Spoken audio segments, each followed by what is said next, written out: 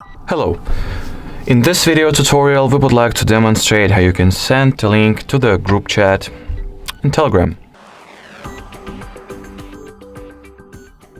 First of all, open up the group chat that you would like to share the link of. Next, tap over here. If the group chat that you would like to share is public, it will have the link of it right here.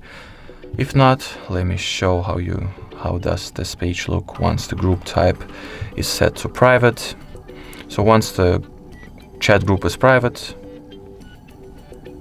as you can see already, I haven't confirmed the changes, so let me do it once again. Private group, I'll confirm it. And as you can see, it will not contain the invite link at the details of the group. So now you want to go and tap on this pencil. Here you have the invite link section, which you would want to go for.